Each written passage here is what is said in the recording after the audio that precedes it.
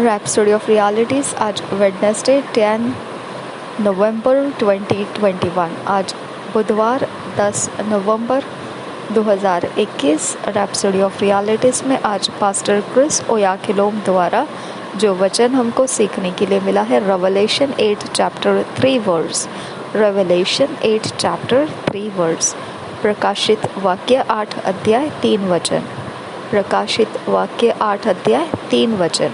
आज इस वचन के आधार से हमको विषय मिला है, टॉपिक है आवर प्रेयर्स एंड वर्शिप, हमारी प्रार्थनाएं और आराधना। आवर प्रेयर्स एंड वर्शिप, हमारी प्रार्थनाएं और आराधना। हम पास्टर क्रिस ओयाखिलोम हमको सिखाते हैं, ये वचन के आधार से हम सीखेंगे revelation 8 chapter 3 verse.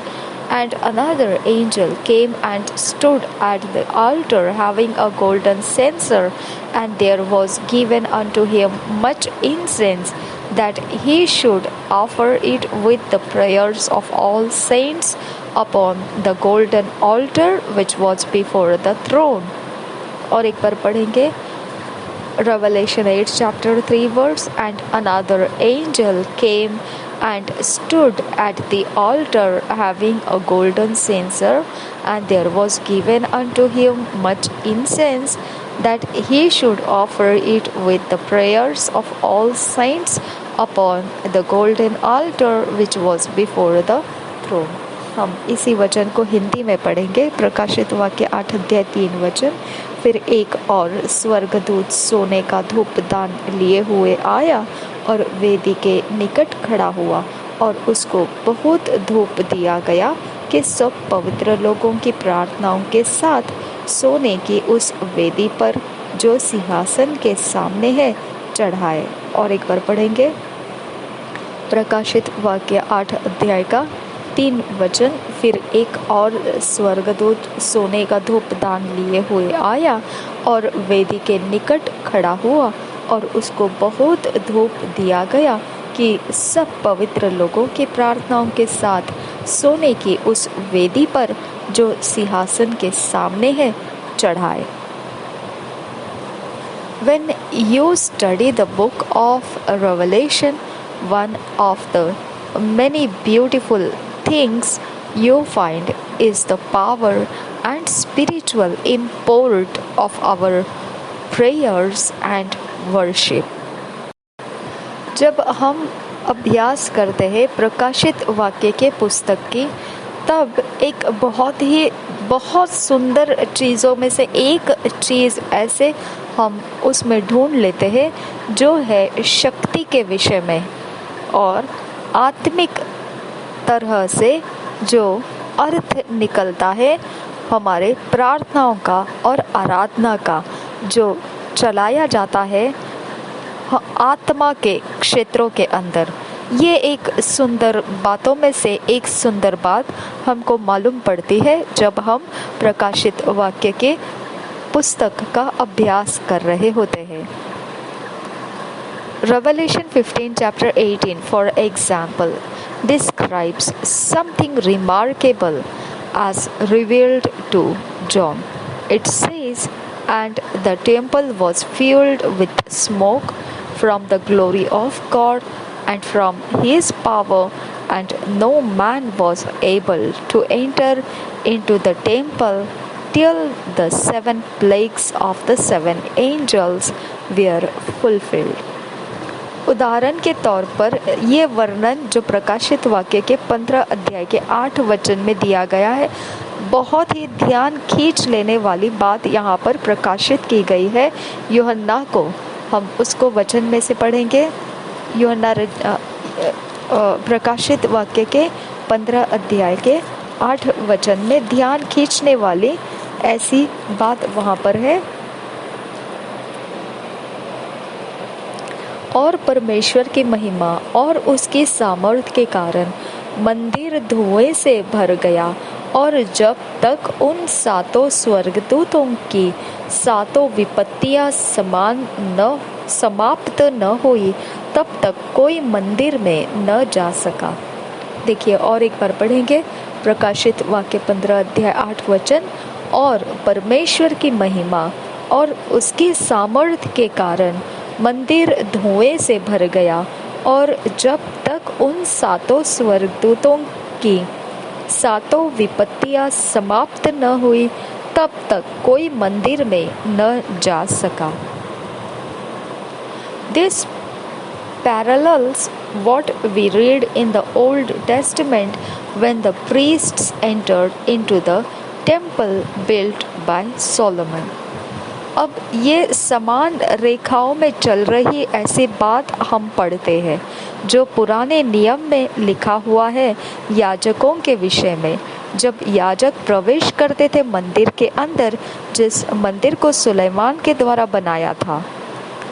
The Bible says, when they began to sing and worship God with the instruments of music, the glory of God filled the house, that even the priests could not stand to minister by reason of the cloud of God's glory.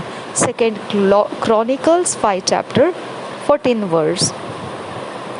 जब पवित्र Bible ऐसा बताता है कि जब याजक गीत गाना शुरू कर देते थे, आराधना करना शुरू कर देते थे, परमेश्वर की आराधना करते समय जो वो बाजों को संगीतों के साथ बजाया करते थे, तब परमेश्वर के महिमा से वो घर भर जाया करता था।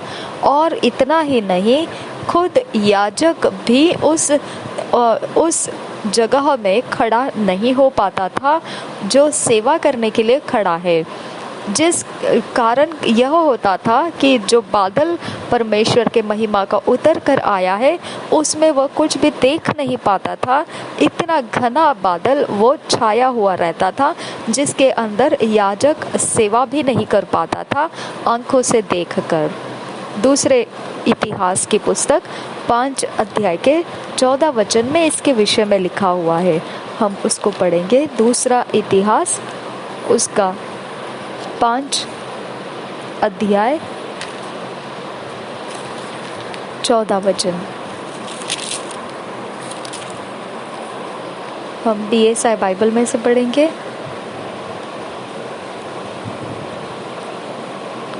और बादल के कारण याजक लोग सेवा टहल करने को खड़े न रह सके, क्योंकि यहोवा का तेज परमेश्वर के भवन में भर गया था।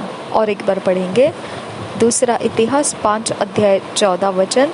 और बादल के कारण याजक लोग सेवा टहल करने को खड़े न रह सके, क्योंकि यहोवा का तेज परमेश्वर के भवन में भर गया था।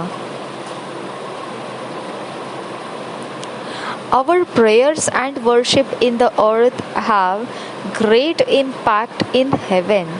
हमारी प्रार्थना और आराधना को पृथ्वी के अंदर से एक बड़ा महत्वपूर्ण ऐसा प्रभाव है जो स्वर्ग के अंदर उसका प्रभाव बनाया गया है।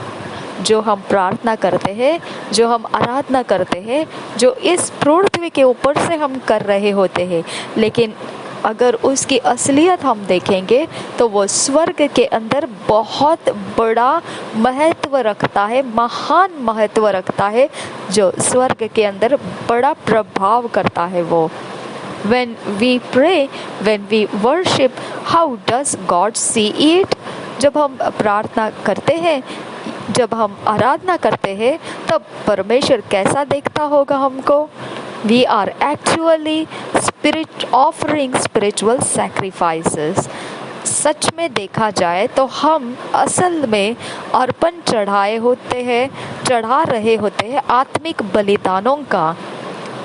The Bible says, and when he had taken the book, the 4 beasts and 24 elders fell down before the Lamb, having every one of them harps and golden vials full of odors, which are the prayers of saints.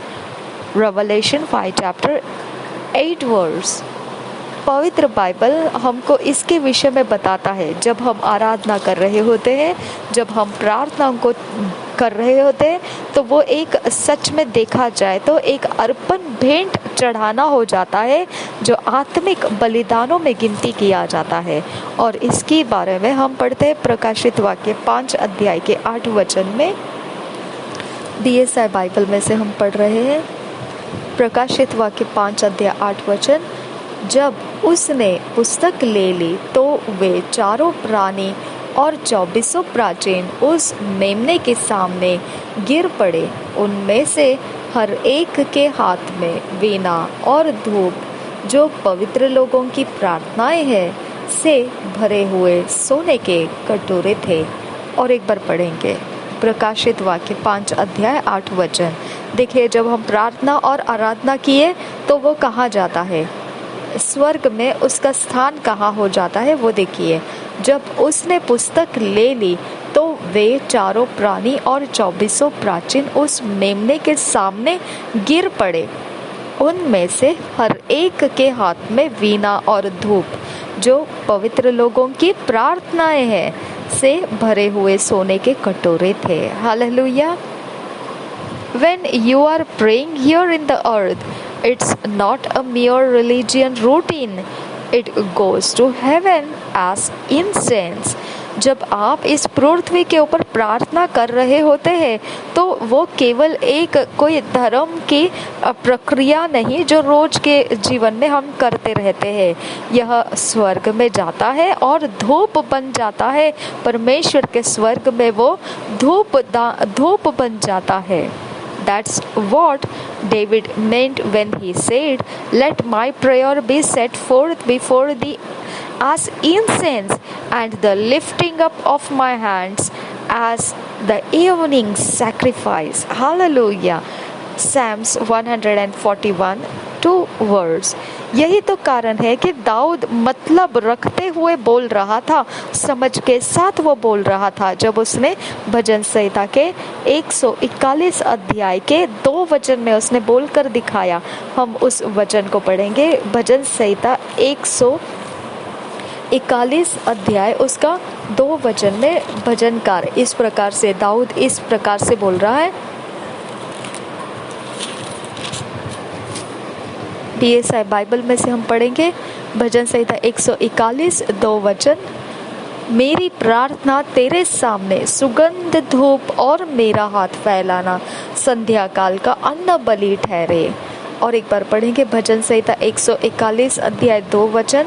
मेरी प्रार्थना तेरे सामने सुगंध धूप और मेरा हाथ फैलाना संध्या काल का अन्न बलि ठहरे।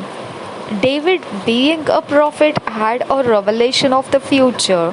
जो दाऊद था एक भविष्यद्वक्ता का रूप भी उसमें था और उसी के अंदर से फिर ये एक भविष्य में होने वाली बात का प्रकाशन भी उसको मिला। He saw that our prayers and sacrifices and the lifting up of our hands would replace this incense and sacrifices of the Old Testament.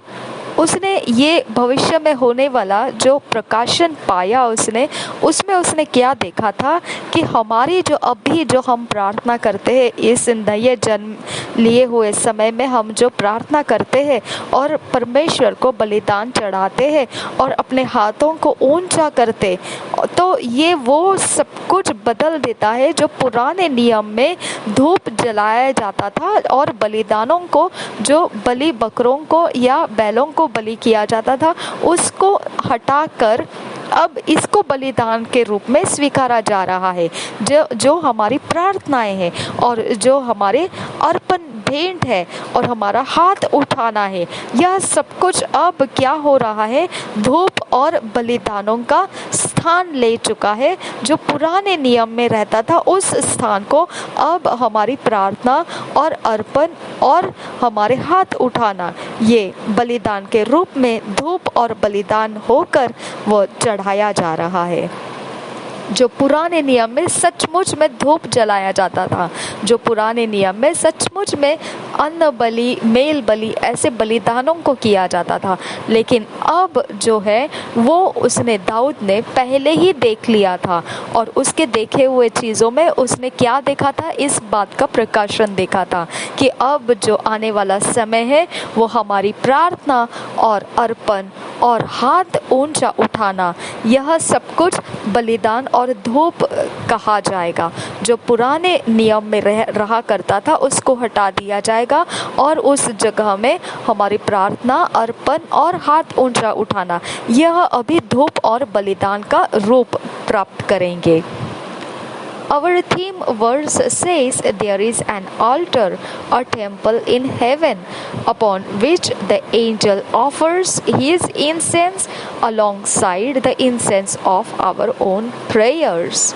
हमारा शुरुआती वचन जो हमने पढ़ा उसमें लिखा गया है, कहा गया है, वह वचन बता रहा है कि एक वेदी है वहाँ पर और एक मंदिर है।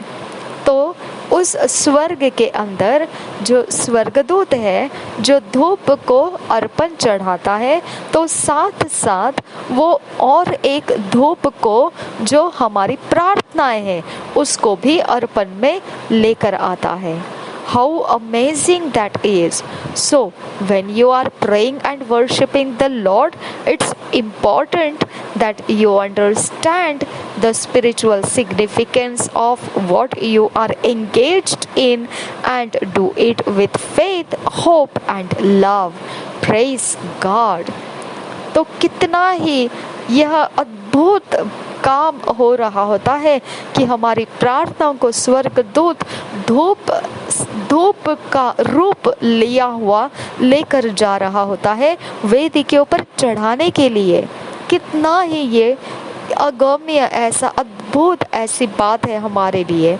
तो हम जब भी प्रार्थना करते हैं, आराधना करते हैं प्रभु को, तो बड़ा महत्वपूर्ण हमने इसे समझ कर करना है, ये समझ के साथ करना है कि ये आत्मा के अंदर एक चिन्ह रूप प्राप्त किया हुआ है जिसमें हम अभी काम करने में जुट गए हैं। और हम जब भी ये काम करने में जुट जाते हैं तो विश्वास के साथ, आशा और प्रेम के साथ इसे करना है। महिमा प्रशंसा हो परमेश्वर की।